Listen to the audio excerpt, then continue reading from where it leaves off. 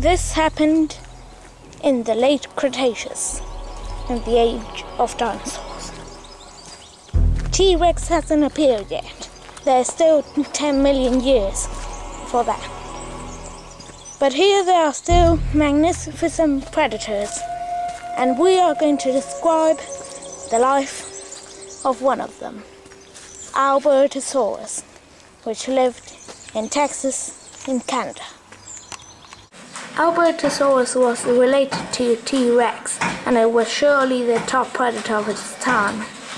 Albertosaurus was about 9 meters long, and surely it was a great big predator. Now, Albertosaurus wasn't as big as T-Rex, but surely it was quicker and almost as terrifying. To study the life of one particular Albertosaurus, we must use all the data we can afford.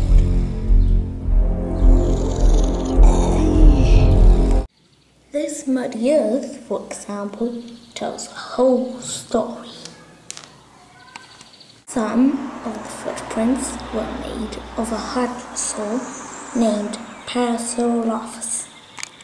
The rest of the footprints are made by Albertosaurus. Parasaurolophus was pretty big compared with a human being. Parasaurolophus made deafening noises thanks to the crest in its head. Here there is a pair of them, a male and its mate. However, they are connected to the story traced in the mud.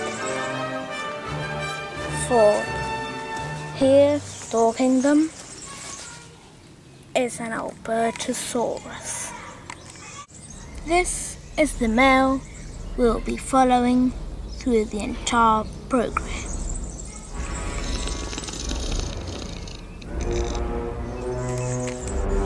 Parasaurolophus doesn't have many means of defense, so they are pretty vulnerable.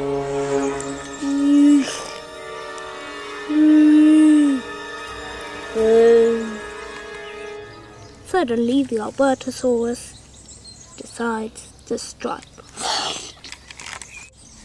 It goes for the male.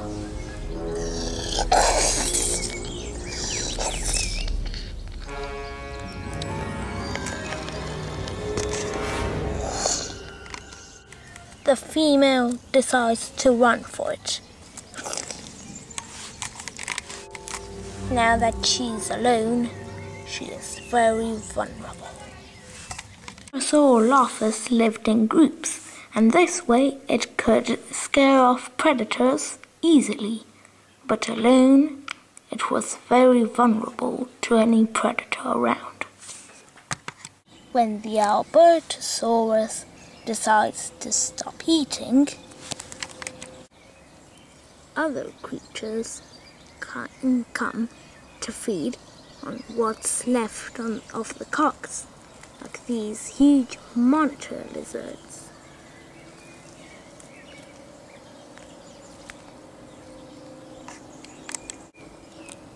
Pterosaurs also come to feed.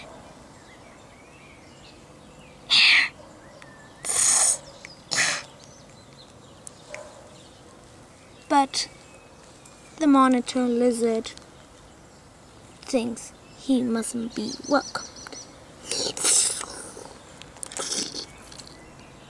and kills him.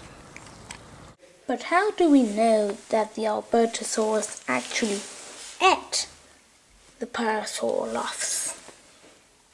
Well, the answer is simple. Some fossil hunters found some Parasaurolophus ribs, and when they looked closer, they saw that they had bite marks on them. And when they put the teeth of an Albertosaurus in the fossil, the tooth marks and the teeth fitted perfectly. 2 hours have passed since the Albertosaurus killed the Parasaurolophs.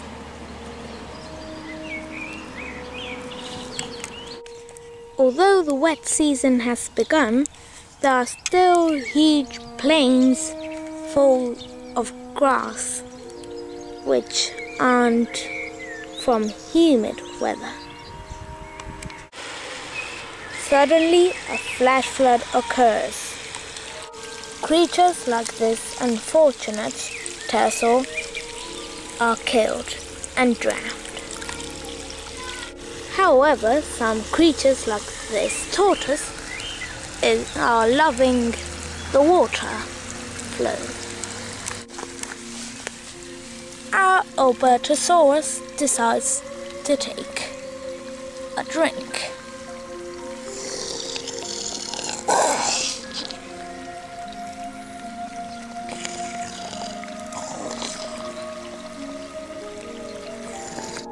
When the flow finally ends, the animals had nothing to drink. So our Albertosaurus must find another river. Many animals died in floods, and so paleontologists discovered loads of fossils in places that were once affected by floods.